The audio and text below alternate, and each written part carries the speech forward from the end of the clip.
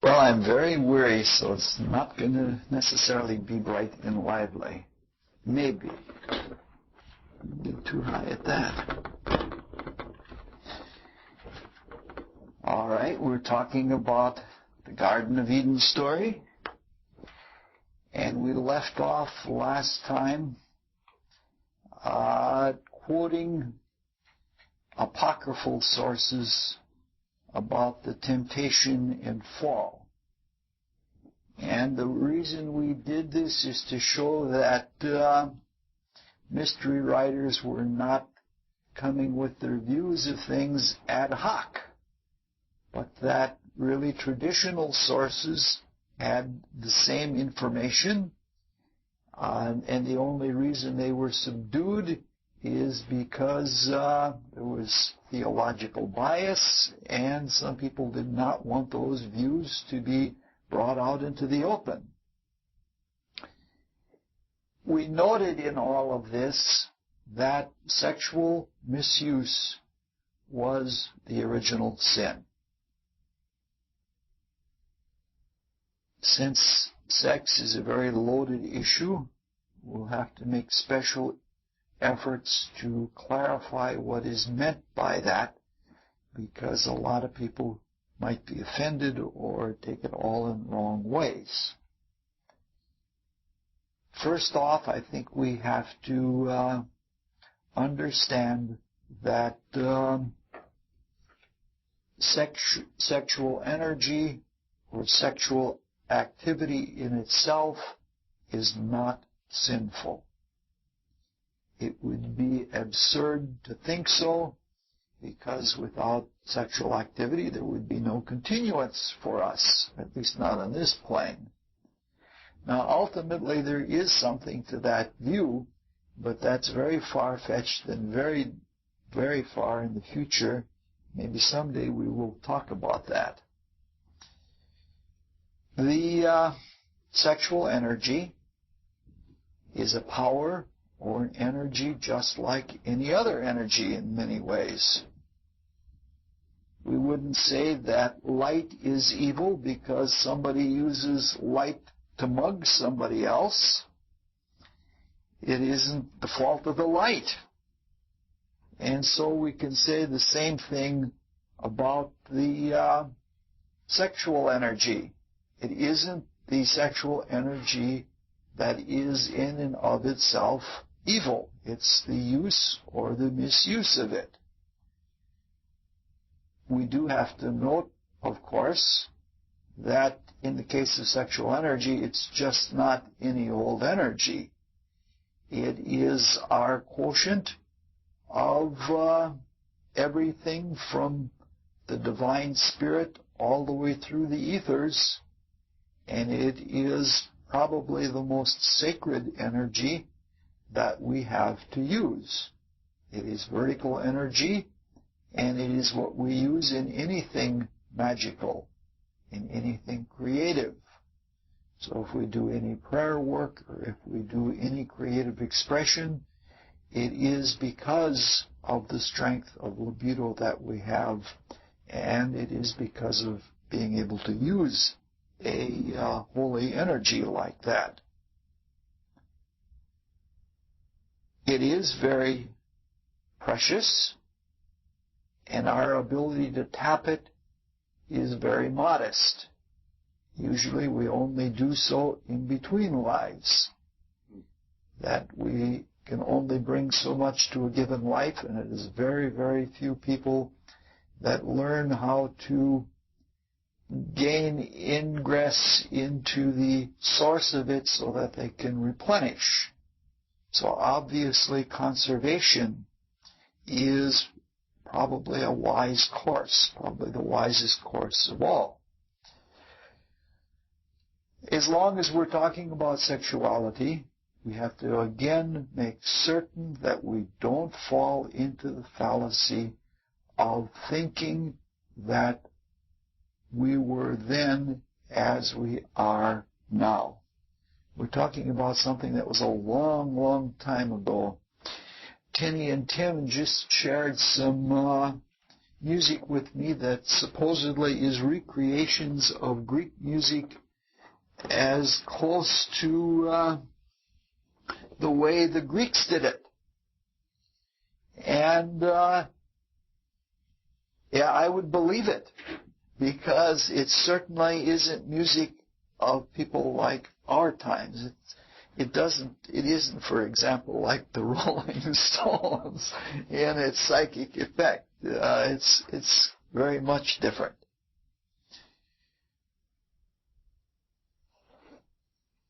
Lust was not really a factor, even though one of the sources we quoted last time said that lust was the original sin, but we can't think that it was lust as we think of lust now. We were capable of temptation, and that temptation was a self-oriented anticipation of the fulfillment of a desire.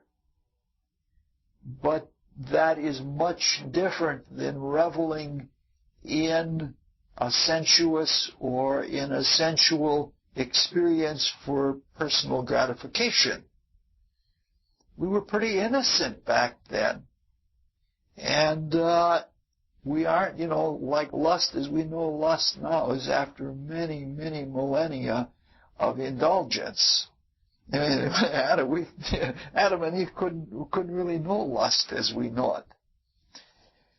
And similarly, we weren't really egregiously selfish people either at that time. We did have a dimly awakened and slightly incarnated focus of our true spiritual selfhood, but it was weak and it was distant, and we had a reflective pseudo-self in the organization of the higher desire body, but that was meant to function primarily reactively until the self could come in and take over. So the true self was really, really distant, and even the lower self was pretty innocent. It hadn't taken all of the power to itself, and it hadn't taken on that self-importance and all the illusion that goes with it, and it had not purloined the lower or concrete mind to its own use, and it hadn't really taken even the lower soul stuff to its own use. So it was pretty much just a cunning reactor. It isn't the monstrosity that the lower self has become now, which is in some ways quite a formidable foe to our spiritual moving forward. However, we did react.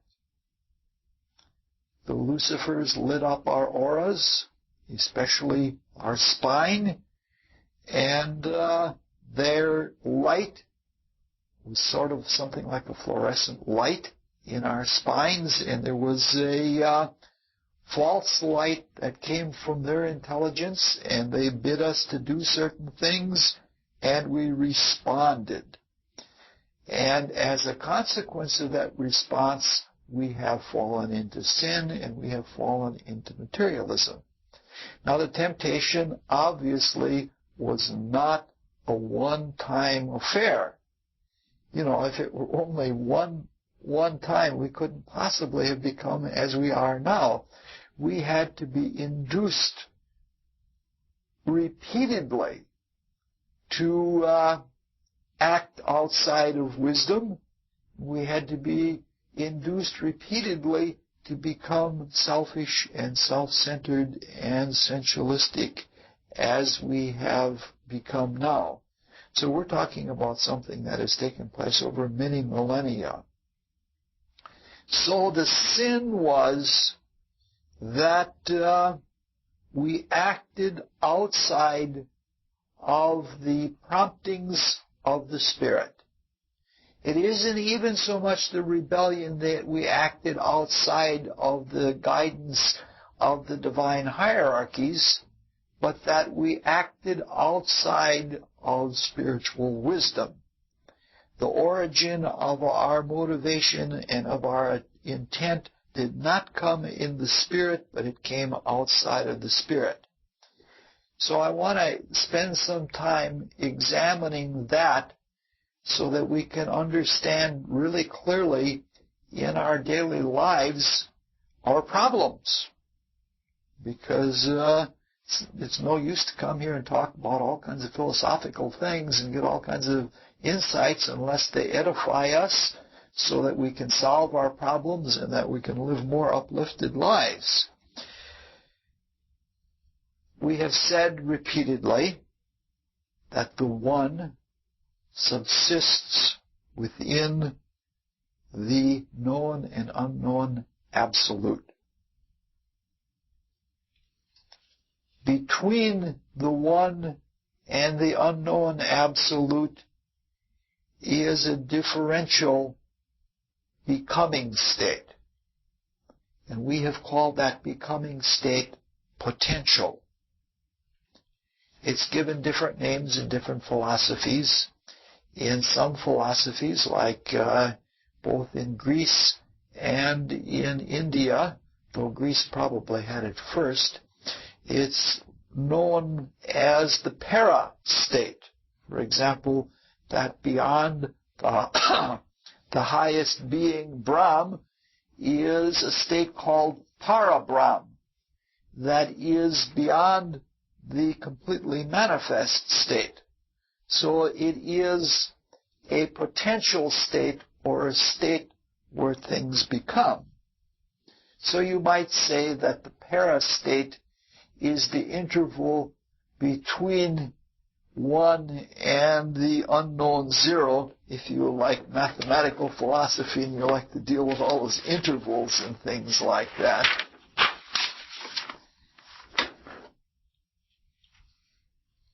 When the One goes beyond subsistence and enters into manifest being, it does so through an internal creative expression of the dualism between itself and the absolute. And this dualism is manifest vertically in what we call spirit matter. That in one direction of manifestation, the deeper you go, the more spiritual, more unified things become. Proceeding the other direction, the more material things become. So that there is more and more differentiation, more and more separation, and more particular states of being in the matter end. In the East they have terms for this also. It's called the Purusha Prakriti pole. And they would even relate to the para states as, I don't know, what is the opposite of Mula Prakriti? Okay, it uses the same prefix, okay. But at any rate, it is a pole where it is continuous because it is still part of the One, but in one direction it is more the intelligence of spirit, and in the other direction it is more the form and ignorance of matter. Now these are all relative terms because the spirit is more knowing and matter is more unknowing, but you can't really say that you can't really say that one is all one way and has none of the other in it. So now when we're talking then that we acted out of spirit, since there is only the spirit-matter pole, this means that we intentionally, though not really knowing what we were doing, put more of our consciousness and more of our focus into unknowing matter. We made our decisions on the basis of matter rather than on the basis of spirit. Now, if we look at this relative to the potential wherein spirit matter exists, we get an even deeper, but in a way simpler way of looking at it. Since the spirit end of the pole is more in the potential that we call time, such that when we are in spiritual consciousness, we have like eternal time with few changes in it, because the spirit is so unified and so pervasive that the time seems eternal and almost stopped. Right now we judge time mostly by space and mostly by matter. One particle vibrating at a pretty constant rate, or the relative position of a planet to the sun, is the way time is determined. Time itself has been purloined in its measurement into the material sphere. It is, it's been taken into that realm. So when we say that we acted out of spirit, it's really saying that we acted out of time. And when we use those terms, we mean almost exactly the same thing that we do in regular folk language. That is, sin is acting out of time. One way you can look at it is as if the one and all of the hierarchies within the one were a gigantic orchestra, and one member of that orchestra, humanity on earth, was out of time. And precisely that's what it is. If we look at all of the human manifestations, even in the forms in nature, we're out of harmony. We don't fit in. We don't have respect. We don't have care for anything else that is evolving. We are self-centered, and our stuff is out of time. And it is a very painful kind of being out of time. Now, even though it is exactly like we mean in folk parlance, or very close, there is a difference. In an orchestra or in a chorus, one person singing out of time can bring the whole business out of time. This is not at all possible with the cosmos. Even though the cosmos is far more sensitive than we can possibly conceive with our gross consciousness now, so that our every thought and feeling is felt everywhere in the cosmos, and we can do a lot of harm as far as other people feeling sorrow and suffering at our gross misbehavior. We can't throw the cosmos out of joint. It is a matter of either we voluntarily reharmonize with the cosmos or we drop out, one or the other. We just can't throw the whole thing off. Now, in the absolute, there is some question as to whether anything can be out of time at all, because everything is in the absolute, but that is an abstract question that goes way beyond my capacity to understand right now, and it's just a little too luciferic for me to want to handle it right now. So we are mildly out of time with the cosmos from the cosmic perspective, but because the cosmos is so powerful, it is capable with its shining power to utterly destroy us with its in-time tones if we don't harmonize. All right, So then, at the beginning of our deepest arc and descent into matter, opaque matter, as we have said, we acted out of time at the starting point, and so we are consequently going deeper and deeper into matter, more and more out of time. So it's a matter of what we do in our first breath, and childhood sets up a tendency for our whole life. We can reharmonize our whole life and live our horoscope at a higher level, but it's not really an easy thing to do. And salvation, as some people would call it, or which is a reharmonization with the whole process, is not an easy thing to do either. Acting outside of spiritual origin then means we acted outside of knowing, outside of wisdom. And when people say then that sin is ignorant, that there isn't any real reason for it, that's correct. And when they say that sin is also ignorance, that is also correct. But to name something and to see it as that is something much different than to be able to get out of it or to live out of it. In the mysteries, to give a reasonably precise definition as to original sin, in the mysteries it is said that we used the creative energy, the creative force, the sexual energy. We used it both sexually and magically. We haven't come to the atrocities of magic of early humanity.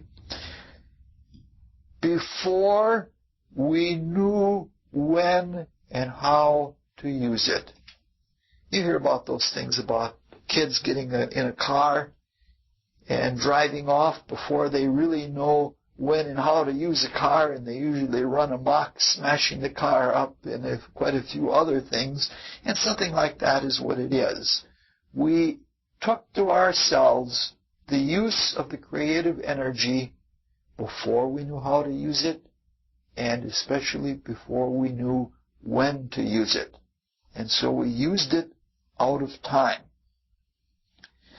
So, sin then is discordance. And when we act and have acted sinfully, we set up something like a static or a discord. And this is actually what the Lucifers intended for us to do. Because when we act discordantly, we release a lot of energy that is out of our own control. Just start acting extremely passionately with sex. See how you spend a lot of energy.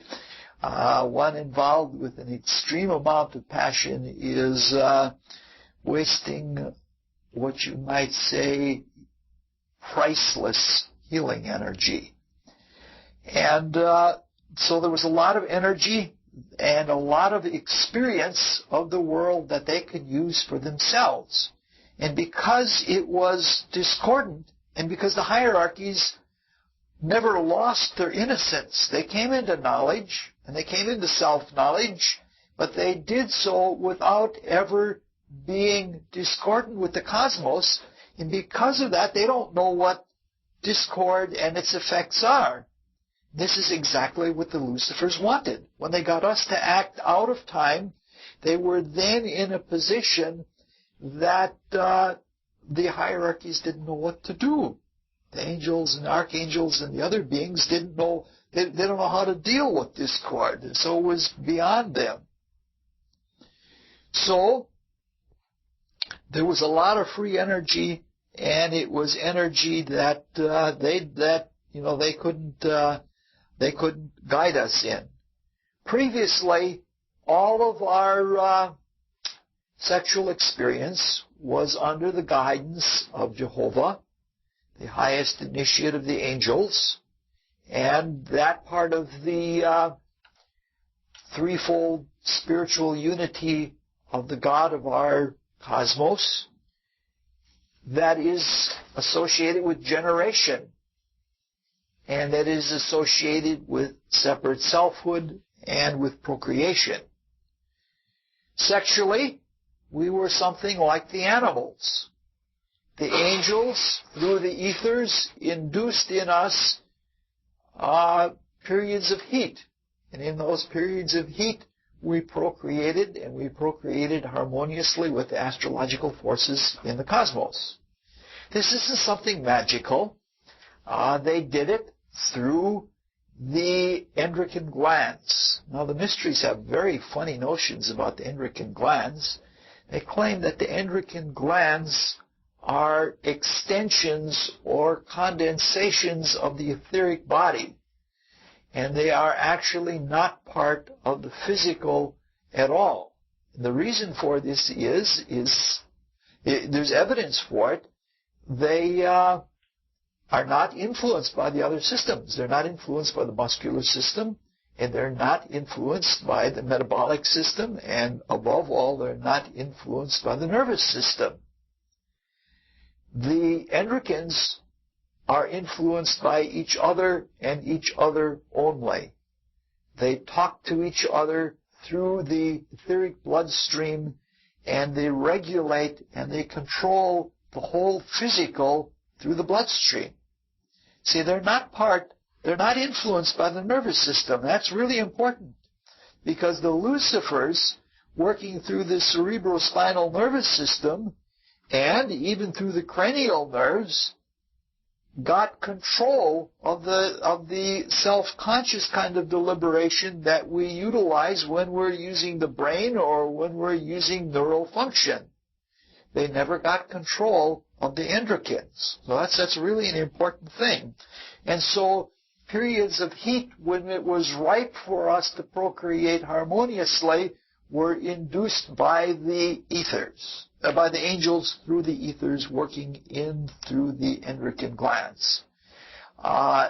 When we became beings more of desire, and beings of desire that took the mind and its expression through the nervous system, we took that all unto ourselves, and we then stimulated because most of our relationship to sexuality has little to do with procreation. It has little to do with the protective and the nurturative qualities of the ethers. It has to do with desire, and it has to do with thought. And so a lot of that is false.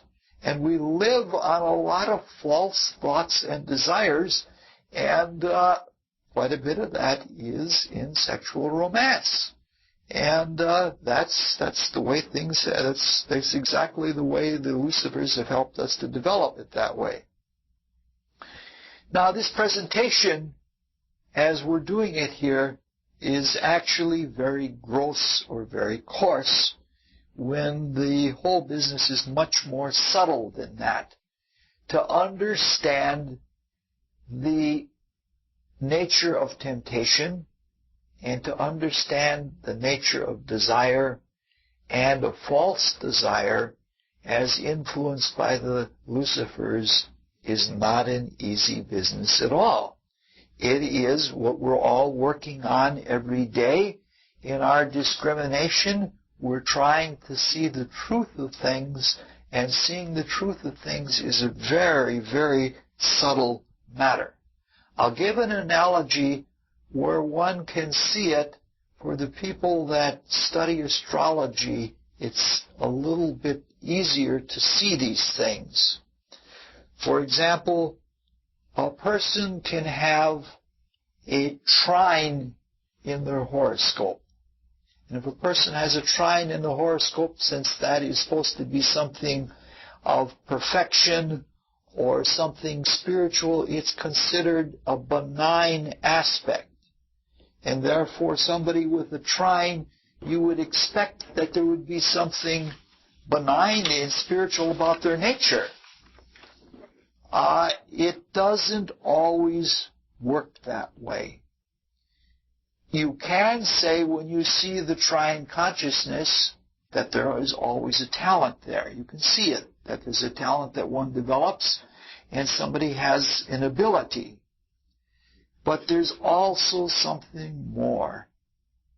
After many, many centuries of habitual egoism, we have our whole auric being is permeated with the tint or the taint of egoism.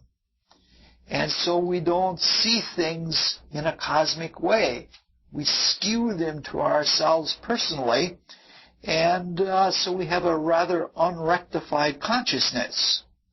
So when we see somebody with a trine consciousness, we see both a talent and an ability, and we see something of the spiritual genius of the person, but at the same time, we also see an obvious egoism that is attached to that same kind of talent, that you can see the person gloating or reveling in their ability rather than just having a simple, clean, clear humility that the creation works through this talent and the person does what they do. There's always that obnoxious unpleasantness of egocentric genius.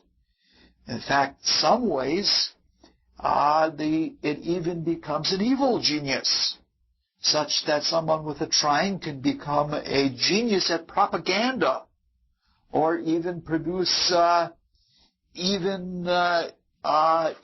devices. You know, we think of how the Unabomber, for example, was not a dummy. In fact, all of his little devices were extremely cleverly made, and to keep the whole FBI at arms for all of those years, this was not a dummy. There was a lot of trine consciousness there, but you can see that it is tainted. It's even more difficult. It's even more difficult to be inside of our aura and see our own taint, to see our own egoism, because we're looking through the very mechanism that is tainted. And we have an identification with the process of seeing. And it's very hard to get out of self with a small L, with a small L, with a small S, and our identification with ourselves as gods with a small g, and to some extent, we even identify with our own sin. And it's very hard to see through and to see when our consciousness really is warped or when it really is skewed. So it's something really, it's something really, really subtle. All right.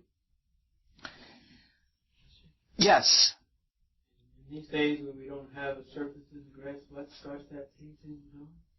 Oh, the taint goes all the way back to those times, and we have. I'm going to come to it a little bit more. It's been there. We've cultured this over a long period of time to go from the innocence to the monstrous egoism that we have that will harm even a friend who is kind and loving to us, just out of nastiness sometimes.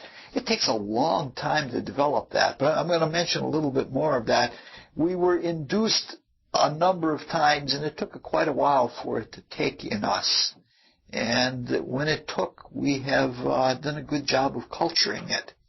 But it is just like the parable in the Bible, the parable of the tares growing in the wheat. You can't rip it out. You have to let it all come to its conclusion, and that from within you dissolve it. If you try to just rip out the sin, you have to rip out the whole psychological structure, or the whole of our soul being, and it would be an impossibility to do. We just have to more or less sweat it out or eradicate it out by bringing more and more purity through, but we're talking several lectures into the future. All right. Anyway, this brings us right back to the whole thing that we've been doing, this very rudimentary philosophy of time. Because we're talking about having done something before we had the knowledge to know when and how to do it. In the eternal, a moment is a moment. It is. So deep in spirit, the conception of sin is impossible because we're all in that moment and we're never separate. But in the realms where time is more closely associated with space and spirit is more working into the unknown as it is congealed or crystallized in matter, there we have relative time. We've been talking about linear time and cyclical time and spiral time. And there, in relative time, it is possible to be out of time. Now we have something that's really very profound, but it's as simple can be. There are two ways that one can be out of time. You can be too early, or you can be too late. It's that simple.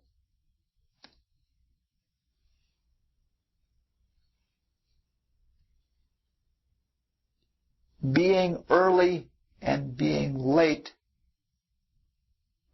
come out of the same moment, so that they are ultimately tied together. So when the mystery students, the seers, claim that we jumped the gun under Luciferic influence and used sexuality before we knew when and how to use it, we were peremptory and we were premature, that's a matter of too early.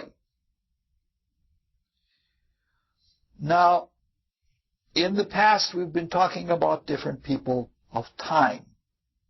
In the past, we talked about people who live in the past, people who live in historic consciousness because it's safe. Some of those people, whether they're intellectual or not, are nostalgiacs, and there are periods in time where nostalgia is more likely than at other times. We could have talked about other people who live in the past, people who lose touch with the present and with the future, people like Alzheimer's dementia people. There's a psychology of that. We didn't go into that. We could have, but we'll mention a little tiny bit about it later on. And we have talked about excursions into the past that are volitional and voluntary, where we swim downstream to look into the realm of past causes. We've said a little bit about swimming upstream into the future. We're going to talk about that more in a little bit. And we've talked about people who do not put forth the spiritual energy to meet the future as it flows into the present, and they get swept downstream in another way of living in the past that is in the process of regression. Sometimes regression into very infantile states of psychological consciousness. We have not spoken about people of the future, and so we're going to do that now, but it's going to take us a long while to get there, and we're going to say very little. We're speaking about jumping the gun, so it seems to be appropriate to talk about the moment again. So let's talk about the present moment and repeat something that we can say about any moment in time, especially the right now. There are three ways that we can look at the present moment. One is we can see it as the termination of the past. Right now is the end of the past. It is where the logic of previous causes has finished. It is as far as experience can take us. A second way that we have looked at any moment, the present moment, is as a transition. And that the only value of any given moment is as a transition between what has come before it and what has come after it. We looked at that very long moment, the period of the reptiles, where the moment of the reptiles was the moment between the amphibians and the birds. And even though the reptiles had and still do have a value in themselves, just like the present moment has a value in itself, it can be understood as a termination of the amphibia, but it can also be seen as a transition between the amphibia and the birds. And the third way we can look at any moment is as a starting point, an initial point where we're looking new into the future. And we spend a lot of time talking about maiden moments because they are so very important, but let's look at them one more time. We say that when we willingly swim downstream and look into the past and refeel the past and extract everything that we can from the past, we unwind it or we dematerialize it. And when we do that, especially as it relates to our personal existence, if we take our personal history and all of our experiences and we delve into the past and we suck everything out of them by refeeling, not just feeling them over again, but refeeling in the sense that we draw out from the other point of view, not as we lived it from the inside out, but from the outside in. Feel by drawing out rather than giving out, that we suck everything out of them. That when you see something from cause to effect, and from effect to cause, or from perpetrator to the person who feels the consequences of perpetration, that when we see it from both ways, that neutralizes. And in that neutralization, things can be absorbed and taken to a higher level of existence as soul. Not only is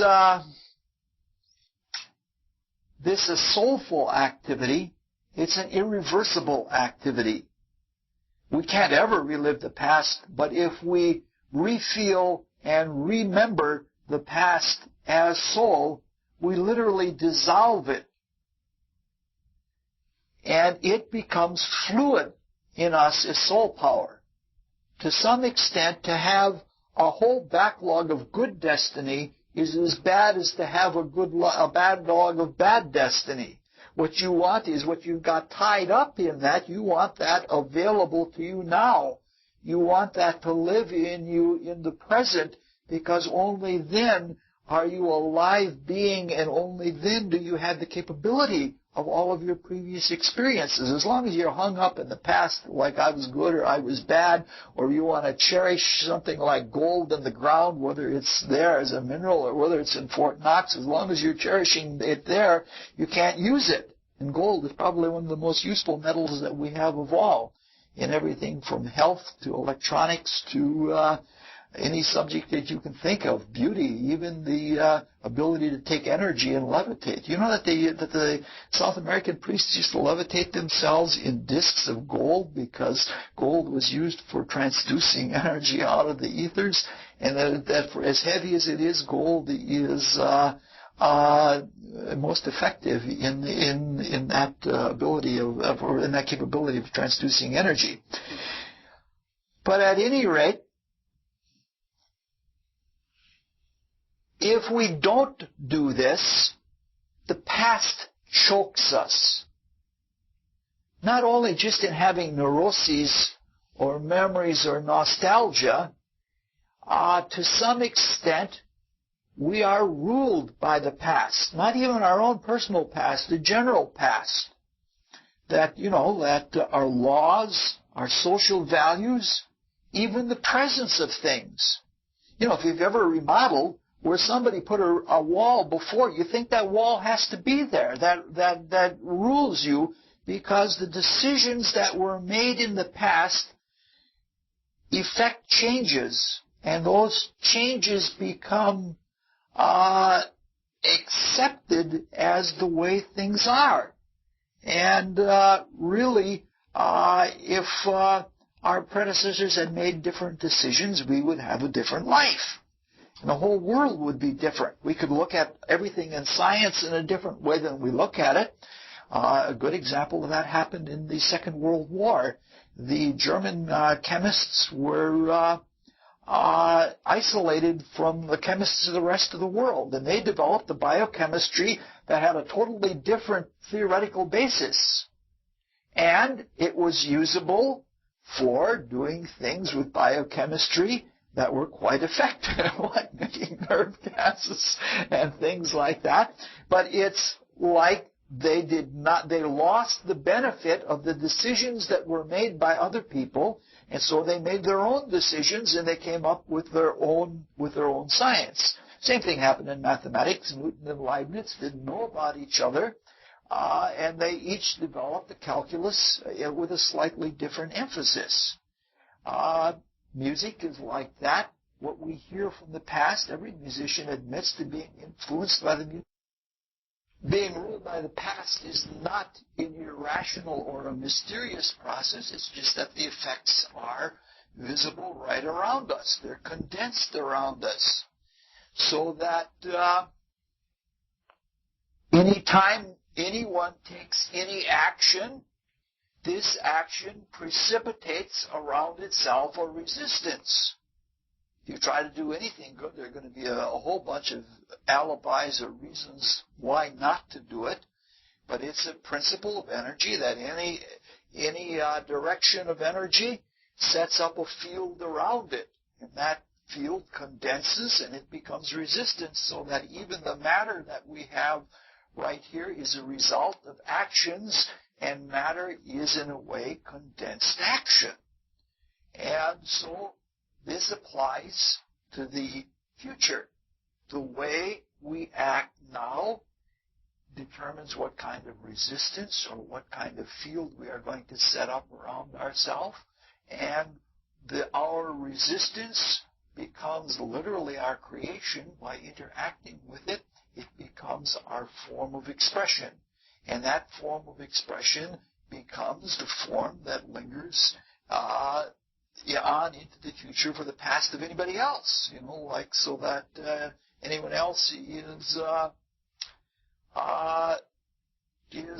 is limited by what we have done. All right.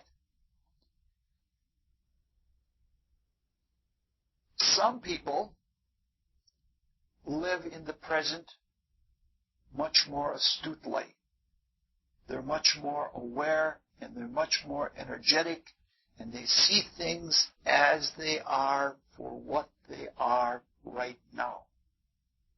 And such people, because they live in the moment so much and are so much alive, see things for what they are before other people do. They're not people of the future, but they just see things as they are.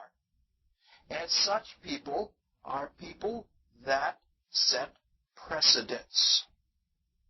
And precedents are hardening and materializing for a number of reasons.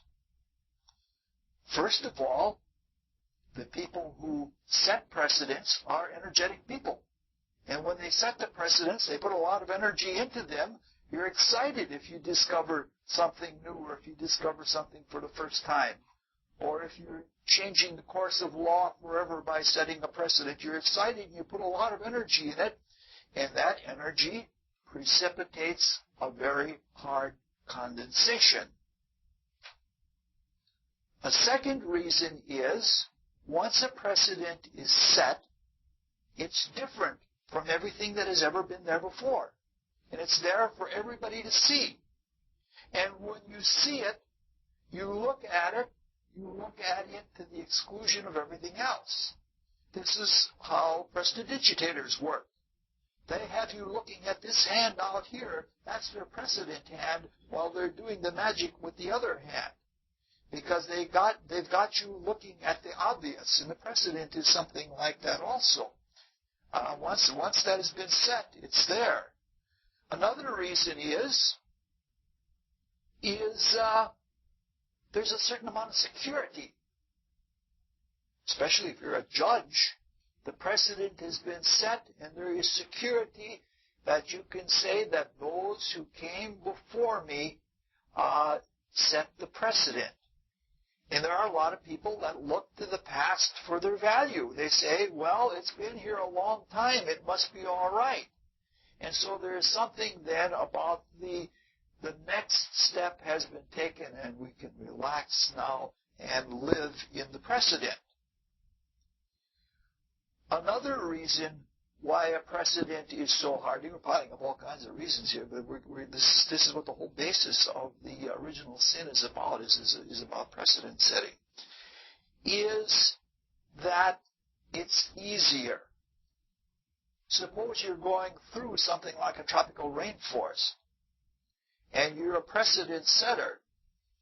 You have to hack and hew your way with a machete. It's a thick tangle. I have a friend that got lost in a Philippine jungle, and he was there working for 2 years as a medical assistant of some kind. He went to learn about the Philippine healers, and he got out, lost in the jungle, and he said it was unbelievable how hard it is to make any progress. And if you're going in the same direction as somebody who is a precedent setter that's doing all that job, it's much easier to follow the leader, right? And that's the way it is for humanity. If somebody has made one little chink in the rock, it's much easier to take that path when you climb the mountain. So that precedents tend to become very, very strong, and it's very hard to overcome a precedent once it has been set. It is, it's a very obscuring. To look into the future, it takes something special, to some extent, to be a person of the future, which is to go beyond being a precedent setter. You have to be willing to do more than just take the next step. To some extent, a person of the future has to be of a character that is misfit.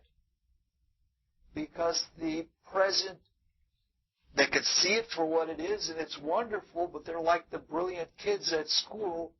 It's boring. Well, I know that already. The precedents, the now is the now, and the precedents have already been set, and I'm misfit in the present.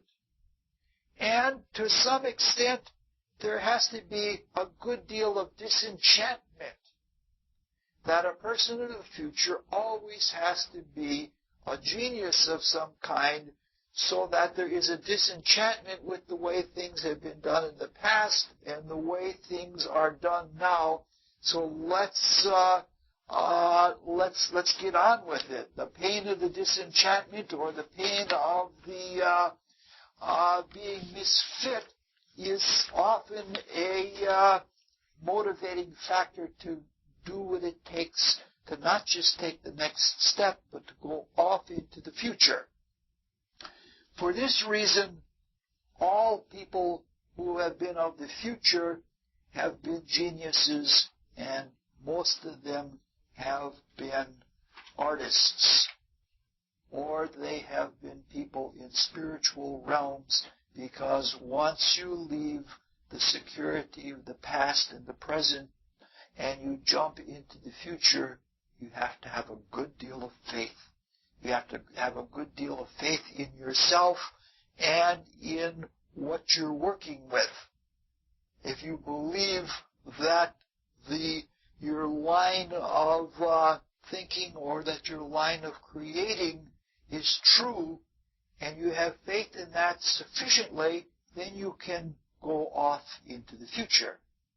Now, there are a number of ways that there are people of the future, but for the most part, they break down into two types. And not surprisingly, those are the two types of intuitives that are associated with the planets Neptune and Uranus. The Neptunian person, as the Neptunian person gets into the future, it is by catching on to some kind of stream of logic that has come from the past and passes through the present, but with the spiritual understanding, they realize that this isn't just an accruement, it isn't a surreptitious one thing falling onto another. They recognize that in that stream or in that thread, there is spiritual intention. And that thread of spiritual intention flows from the future, flows from the spiritual worlds, and is indeed part of some greater, higher purpose.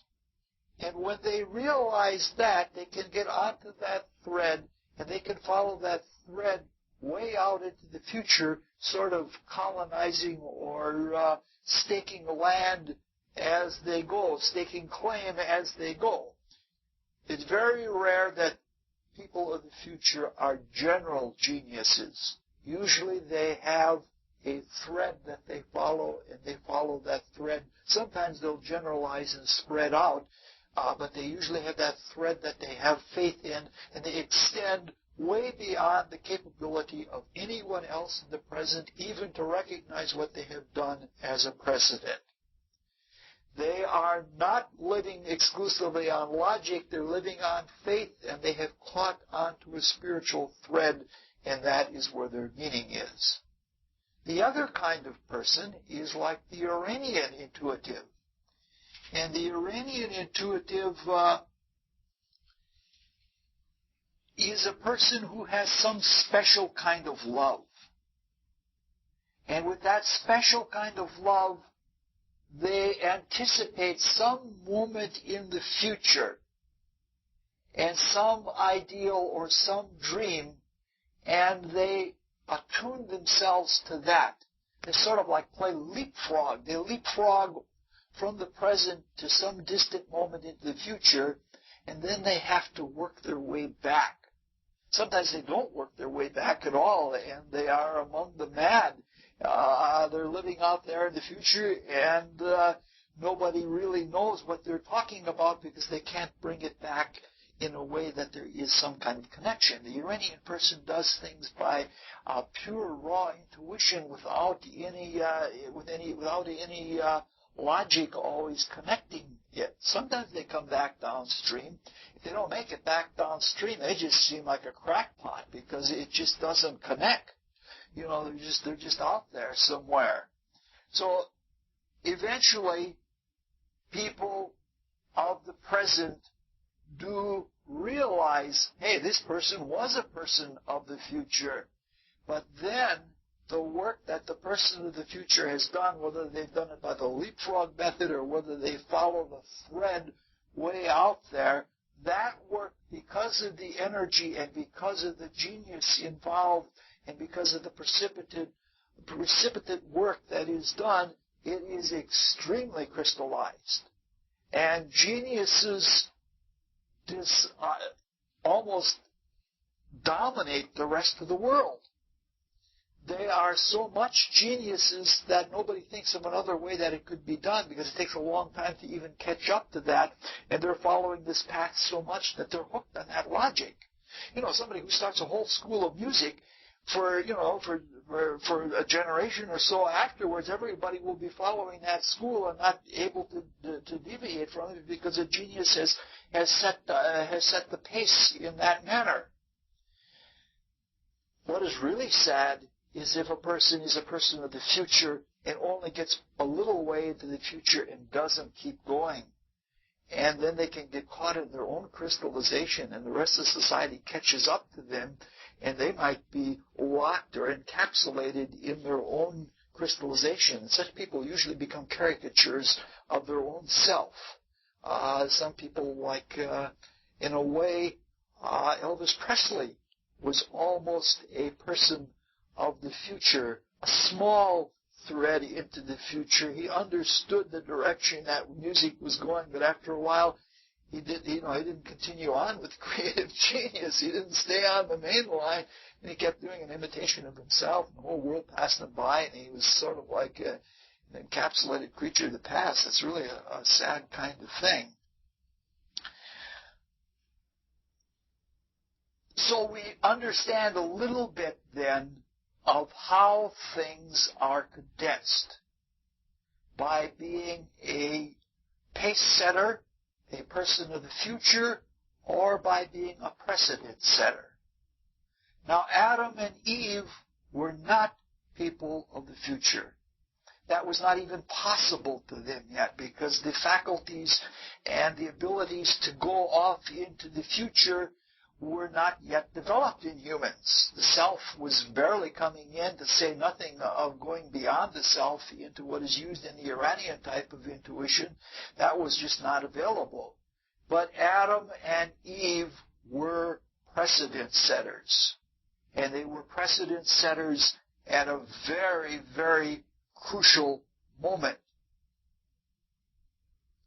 So, under their influence, we, as Adam and Eve,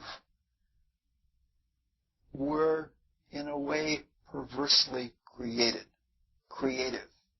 And we set a precedent out of time, and thus what we did was precipitated a world that is in some ways out of harmony.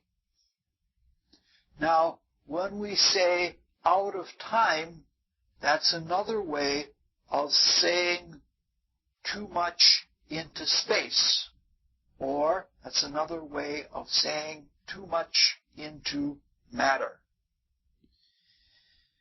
Meaning to say that the consequence of being out of time always is to be too materialistic.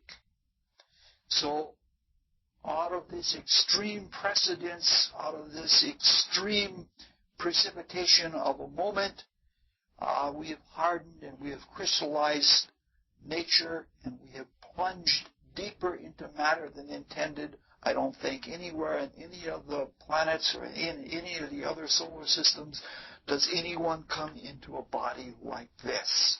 They may come as deep as the gases, but probably not as deep as a solid flesh being. So we're here in a very unique place. You could look at it as a prison, or as an exile, or a quarantine, but it is a creative playground, except that it's a very hard place. Now, what we're going to do next, but we're not going to get to it tonight, is we're going to look at all of the things that were taking place in that moment, so that we can look down the menu or look at the tablet of the things that are involved in our fall, so that in working on ourselves to seek salvation or to seek redemption, that we can see exactly what is at stake. But before that, we have to look at something a little more. We have to look at time a little more. In fact, next time we're going to go into time again in a little bit different way. Last time we talked about the rudimentary nature of sin, and we said that there were two sins, the sins of commission and the sins of omission. We said that the former were things that were done too early, where we jumped the gun and we intentionally jumped into action that we weren't intended to go into, when we put in action without wisdom behind the action. These two sins are called the sins of Lucifer and the sins of Satan, or sometimes called the sins of Lucifer and the sins of Ahriman. Now, because they are born in a moment, or in the moment, they lead, or they're part of the same thing. In a really, really simple way, you can say, if you rush into things, you're going to cause delays. Or if you hold back too long, you're going to produce an need that is great, or you're going to produce an emergency or something like that. So that one always begets the other, and they're very much like the leaflet and the rootlet that come out of the same seed. They both need each other to live off of each other, and they're both related to the two poles of virtue, the more energetic spiritual or the more materialistic material. So one automatically begets the other. Now, this is a very simplistic presentation of the nature of sin or the nature of evil. Actually, when we began, it was simplistic. But as our whole character has grown and we have developed more of the potential of our soul, the evil or the sinful propensities, just as much as the genius, has grown right along with it. Just like, like when the wheat and the tares grow up, both seeds are thrown at the same time, and they're both little shoots at the same time, and they both grow up at the same time. So all of the complexity of our personality, whether it be primarily Luciferic or whether it be primarily Satanic or Ahrimanic, is something that is ingrained right in our souls because we have grown up with it and we have developed it at the same time as we've developed everything else in this arc of materialization. Unfortunately, it's not as simple and easy as television wrestling.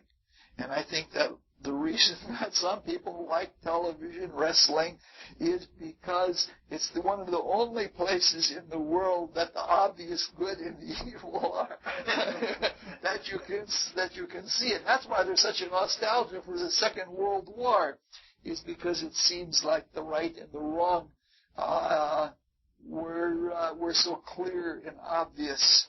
When you really have to work, it's a much different matter.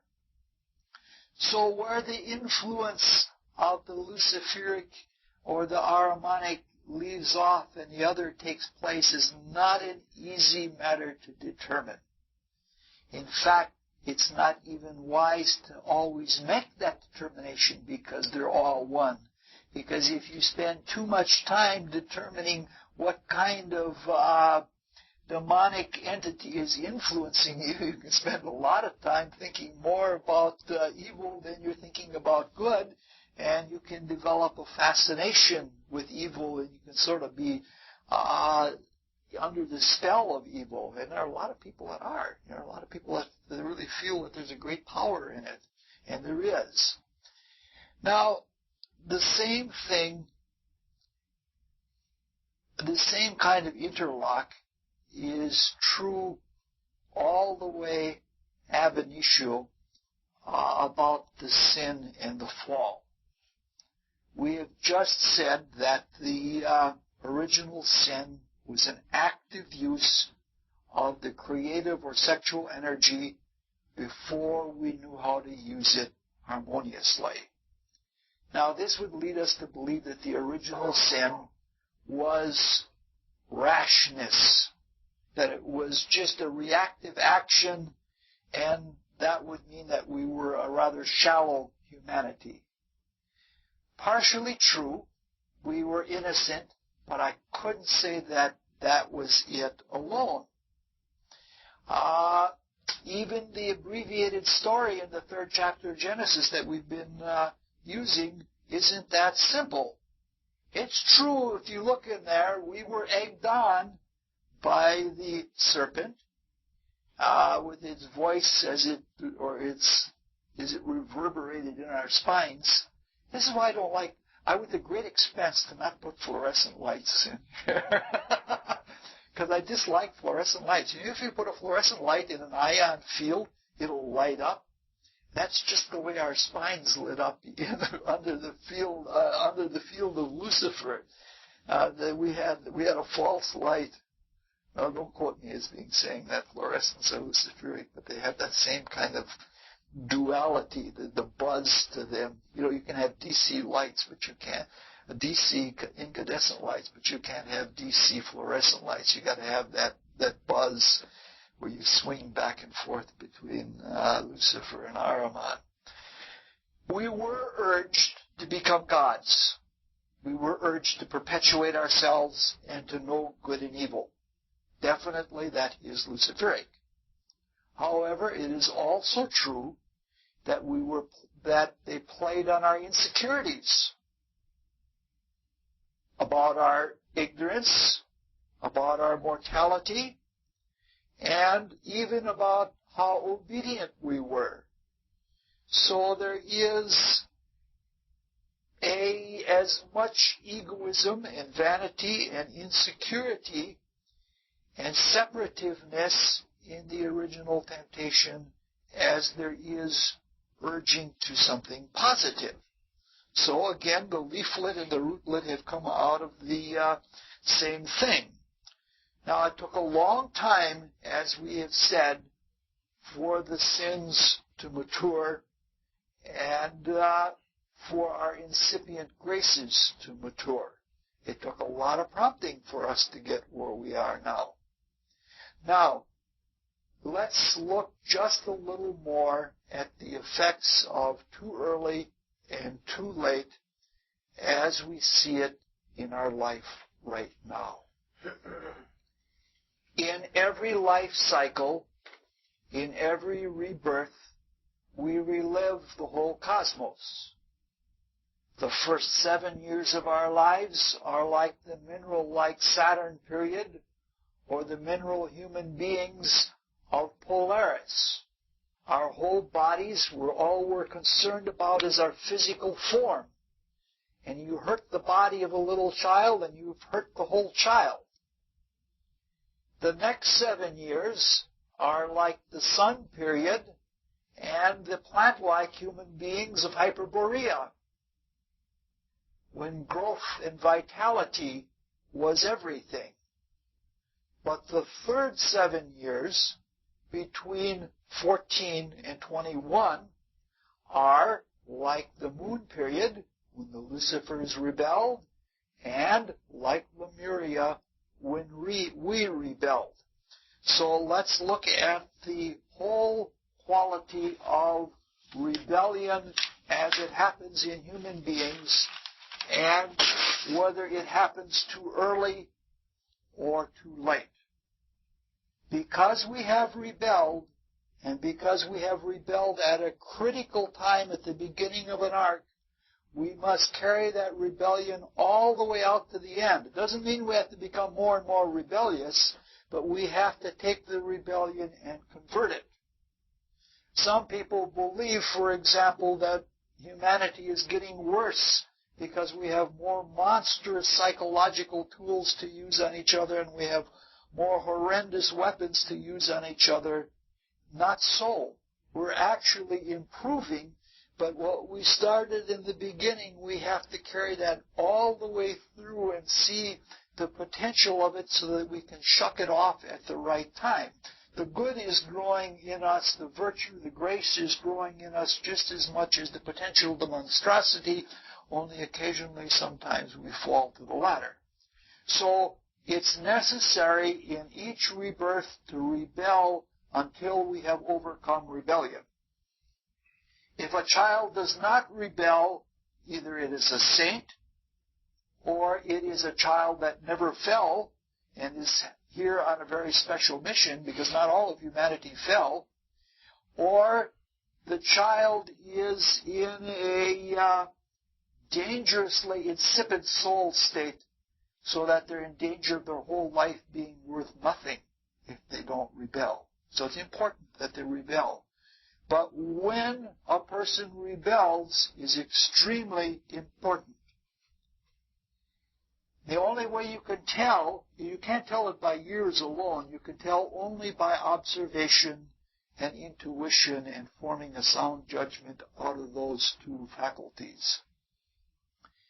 If a rebellion occurs right on time, the child rebels and there is a readjustment between the child and the parents or between the child and society.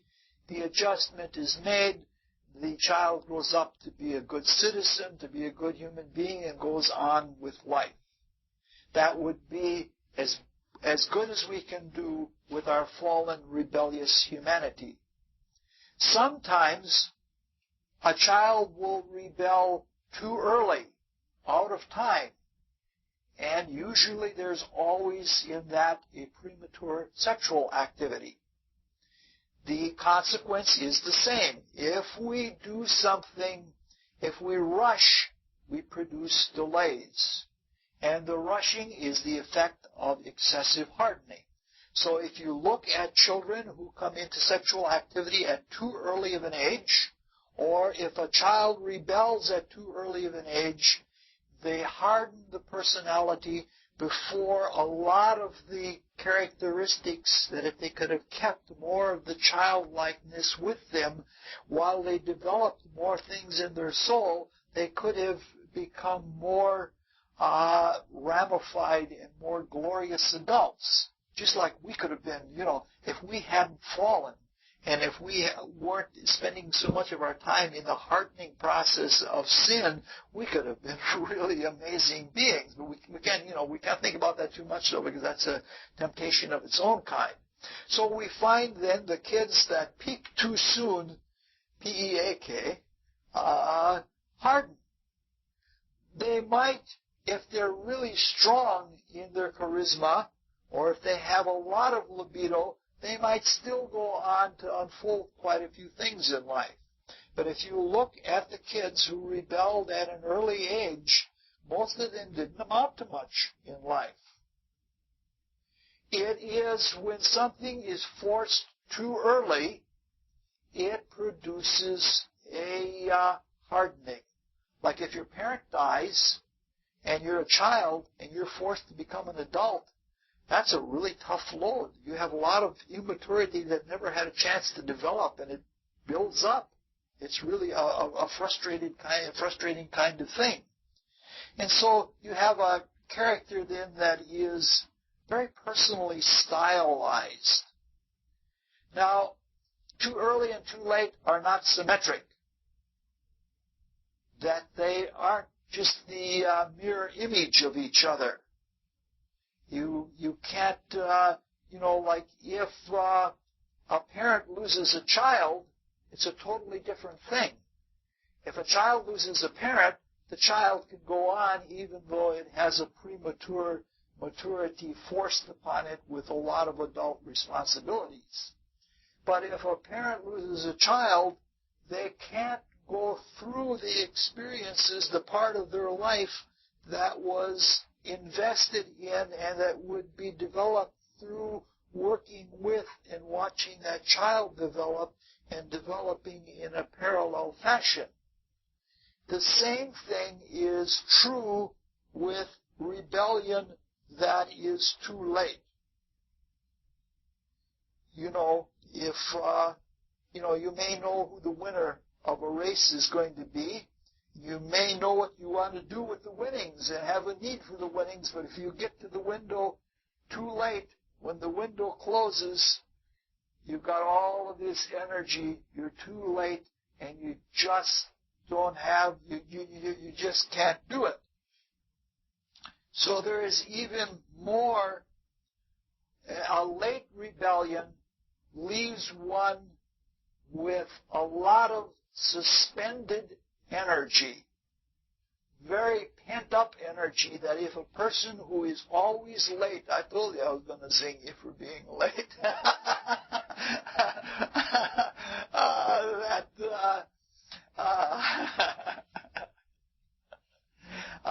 that if a person is always late or always has the timing of things so that it doesn't work out because the window of opportunity is closed by the time they get there, this is a person with a tremendous amount of pent-up energy that they don't know what to do with.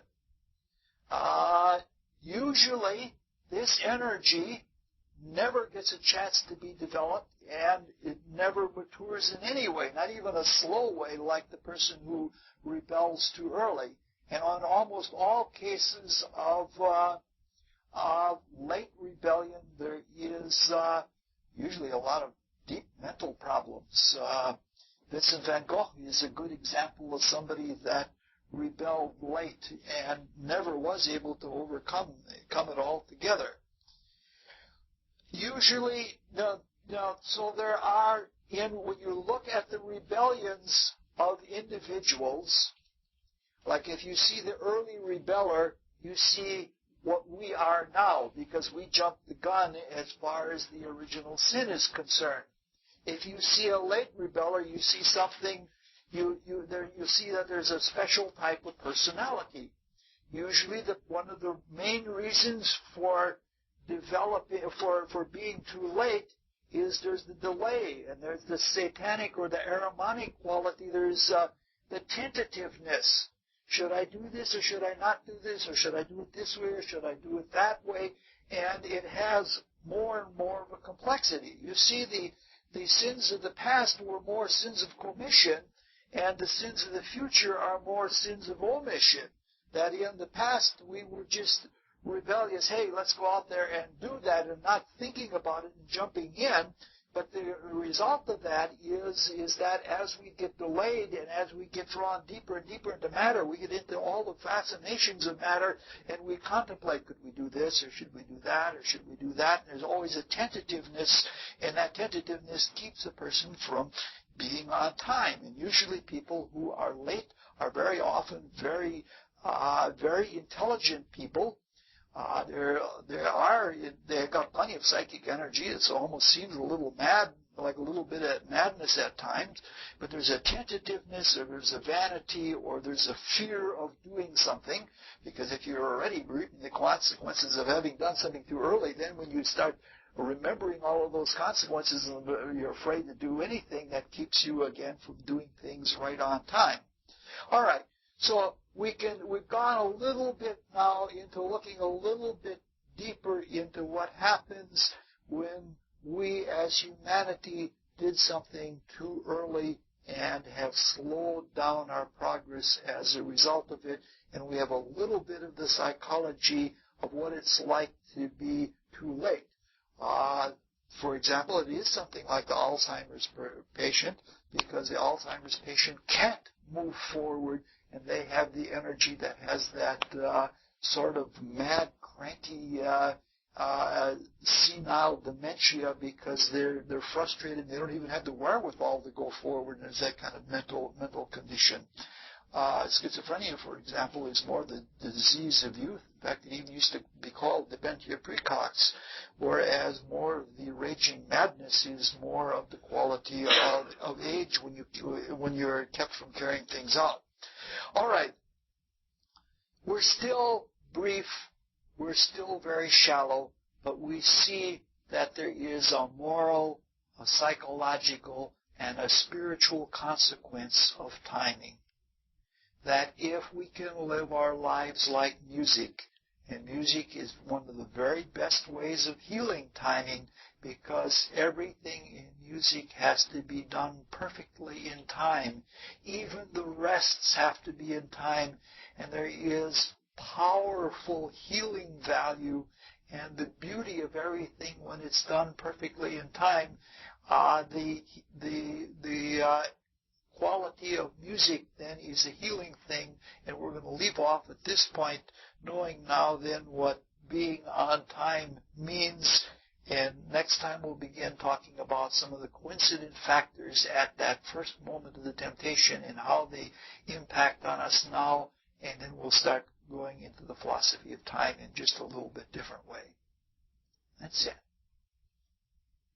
Is it playing music that's Playing or just involving yourself in music in any which way is a good way to bring your sense of timing back. In fact, it is even a way to transcend the separation of materialism, because all of the people that I know that have gotten very deeply into music understand it as a universal language, and they learn other people's lingual languages, and they learn to communicate with other people really well because they do have that sense of universality of music that goes beyond a personal language. What about dancing? Worthwhile, but I think not quite as much with the inner timing, though I don't know enough about dancing to say. Okay, four things. Number one, you were saying that sin is being out of time. That's right. Being out of time is out of harmony. Mm-hmm. If that follows, harmony means being in tune with others. With a capital O. Yes. And if that is the case, if you're in tune with others, the self is not there. So yeah, you're anticipating the future talks. Sin is self. To a large extent, yes. I wouldn't quite say it that. I wouldn't quite go that far with it. But if you said selfishness, yes. Yeah. But it was the original temptation had at its root.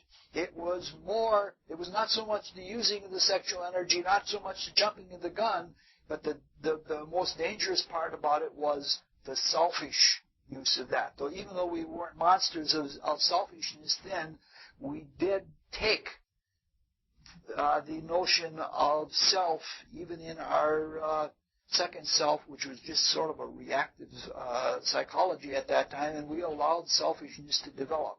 And the sin is more selfishness than doing wrong. Yes. Okay. Second, you were talking a lot, and you mentioned many times, the Lucifers. Yes. And third persons. All right? As far as you're concerned, where do the Lucifers come? Well, you have to get we spent a whole talk on that. I don't want to go back to that again. What I was getting at is, if the Lucifers, it gets back to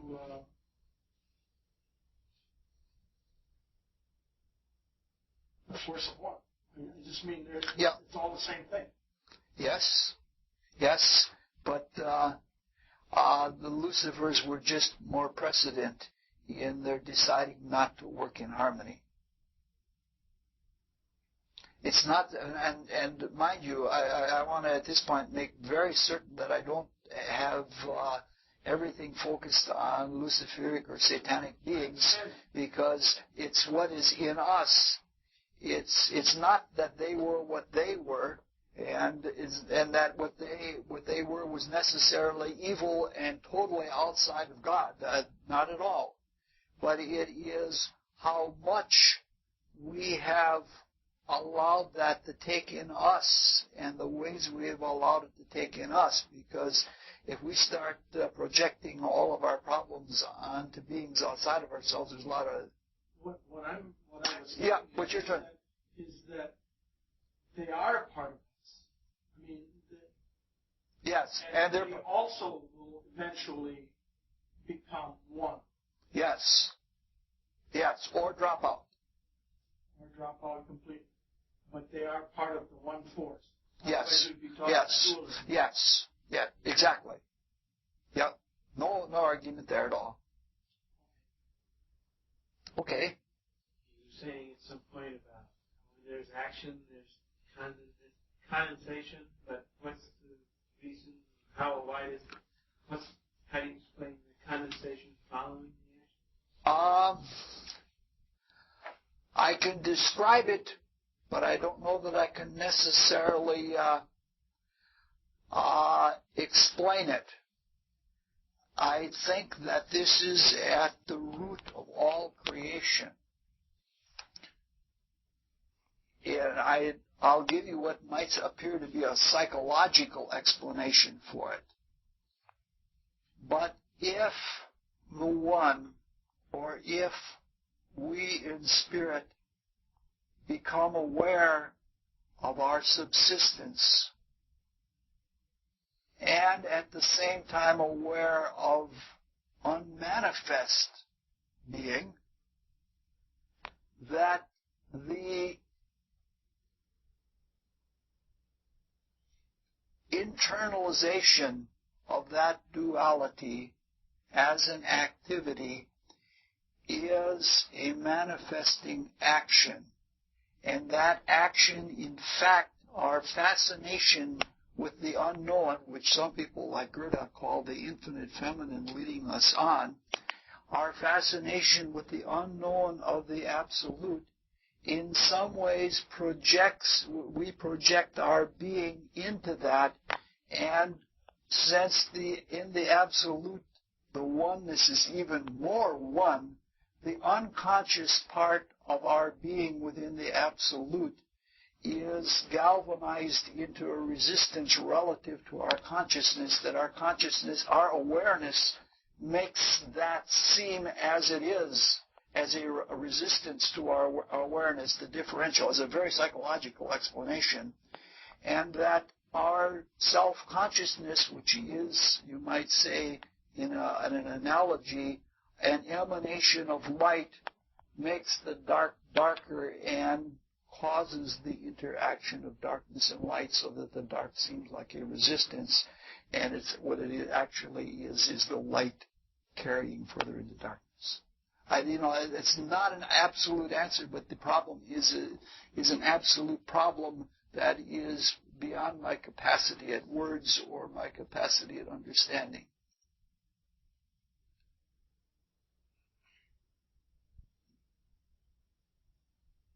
Yes? No questions? Okay. We'll talk more about time again.